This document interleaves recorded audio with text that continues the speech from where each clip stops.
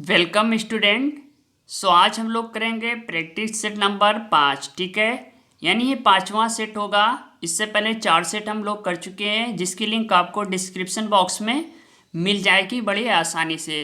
Friend, video को 2 या 3 बार watch करिएगा, वेरी इंपॉर्टेंट है। छोटी छोटी वीडियो हम बना रहे हैं इसलिए, ताकि आप बोर ना हो। तो आज का पहला क्वेश्चन है, ध्यानपूर्वक देखिएगा और वीडियो को पूरा वॉच करिएगा।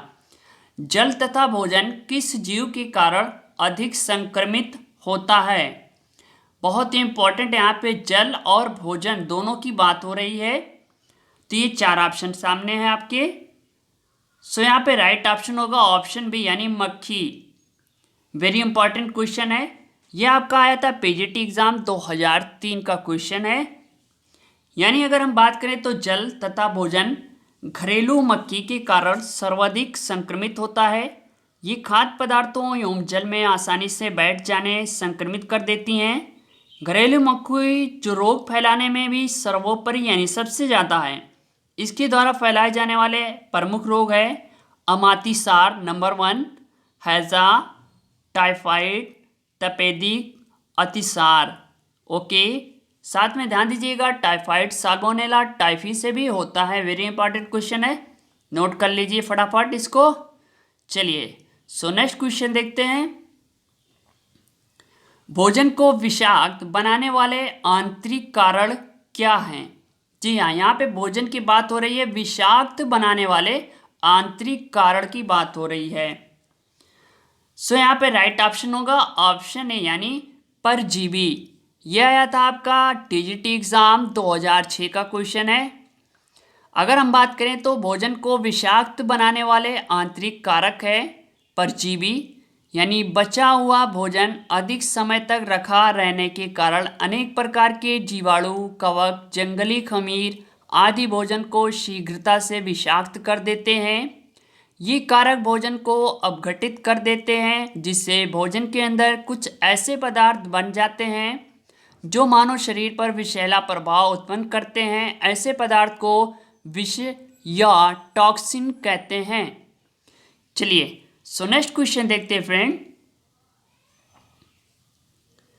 दूषित भोजन से फैलने वाला रोग कौन सा है? वेरी इंपॉर्टेंट है, यहाँ पे डायरेक्ट भैया बात हो रही है दूषित भोजन से फैलने वाला रोग। अब यहाँ पे राइट ऑप्शन होगा ऑप्शन बी, यानी हैजा। टीजीटी एग्जाम 2006 का क्वेश्चन ये भी है, रिपीटेड क्वेश्चन होगा, 100% होगा। बात हो रही है दूषित भोजन से फैलने वाला रोग हैजा है। हैजा के जीवाणु का नाम है विब्रियो कॉलरा, नाम याद रखिएगा। तपेदिक या क्षय रोग वायु द्वारा फैलने वाला रोग है। इसके जीवाणु का नाम है माइकोबैक्टीरियम ट्यूबरक्लोसिस। टीबी के रोगी को बीसीजी का टीका लगवाना चाहिए। काली खांसी एक संक्रामक रोग है जो बचपन में बार बार होता है। इसके रोगाणु को होमोकिड्स पैरोटिसिस बैलिसिस कहते हैं। इंपॉर्टेंट है ना, चारों के बारे में जान गए। चलिए अब नेक्स्ट क्वेश्चन देखते हैं। भोज्य पदार्थों को कौन सा जीवाणु नष्ट करता है? जी हाँ भैया, यहाँ पे बात हो रही डायरेक्ट भोज्य पदार्थ के बारे में और जीवाणु के बारे में। ठीक है, चलिए अब देखिए यहाँ पे राइट ऑप्शन होगा ऑप्शन सी, बैक्टीरिया। है ना, बैक्टीरिया क्या है? TGT exam 2009। ठीक है, 2009 में ये क्वेश्चन आया था आपके टीजीटी एग्जाम में, याद रखिएगा। यानी आहार को नष्ट करने वाले बाहरी कारकों में मुख्य हैं बैक्टीरिया, मोल्ड तथा यीस्ट। ओके, ये अणु जीव तथा फफूंद के रूप में होते हैं तथा इसके समावेश से खाद्य सामग्री विकृत या नष्ट हो जाती है। किसी भी खाद्य सामग्री में इन तत्वों के समावेश से वह दोषपूर्ण हो जाता है, यानी इस आहार के रूप में प्रयुक्त नहीं किया जा सकता। वेरी इंपॉर्टेंट क्वेश्चन है। ठीक है, चलिए नेक्स्ट क्वेश्चन देखते हैं। उच्च ताप के प्रयोग द्वारा सूक्ष्म जीवाणुओं की वृद्धि से भोजन को परिरक्षित करते हैं। देखिए यहाँ पे हाई टेम्परेचर की बात हो रही है, सूक्ष्म जीवाणु की बात हो रही है। ठीक है भैया, तो भैया यहाँ पे राइट ऑप्शन होगा ऑप्शन डी, यानी निसंक्रमणीकरण द्वारा। टीजीटी एग्जाम 2013 का ये क्वेश्चन है। निसंक्रमणीकरण खाद्य पदार्थों को परिरक्षित रखने का एक ऐसा तरीका है जिसमें उच्च ताप पर जीवाणुओं को निष्क्रिय कर दिया जाता है। संरक्षण प्रक्रिया में आमतौर पर बैक्टीरिया, कवक और अन्य जीवाणुओं की वृद्धि को रोकना और साथ ही साथ सड़े हुए पदार्थों के ऑक्सीकरण की दर को धीमा करना सम्मिलित किया जाता है। नोट कर लीजिए। चलिए सो नेक्स्ट क्वेश्चन देखते हैं।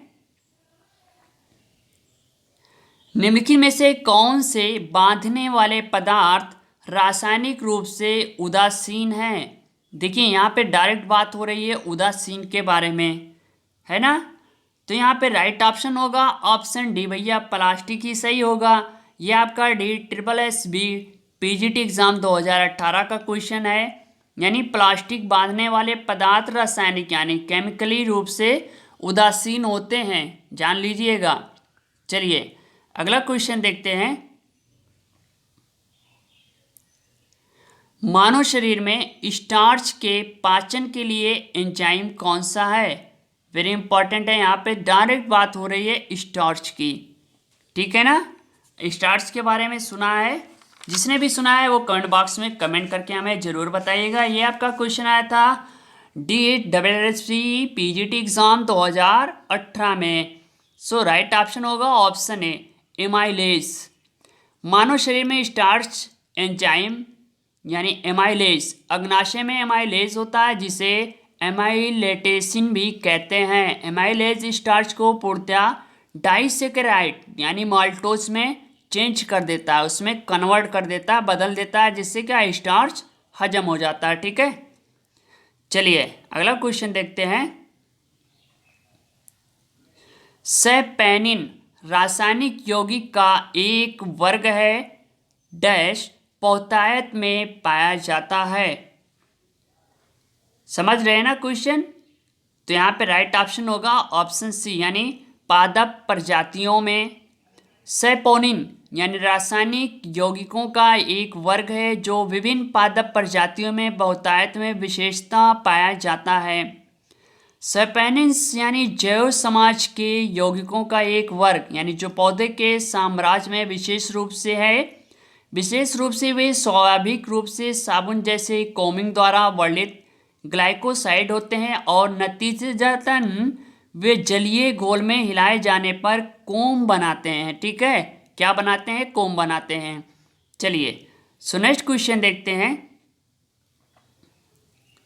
ग्लाइकोप्रोटीन डैश कार्बोहाइड्रेट एक चर संगठन सहित जैव रासायनिक दृष्टि से महत्वपूर्ण का समूह है।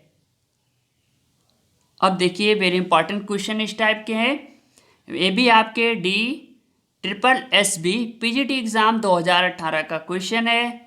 तो यहाँ पे राइट ऑप्शन होगा ऑप्शन बी यानी 1.80%।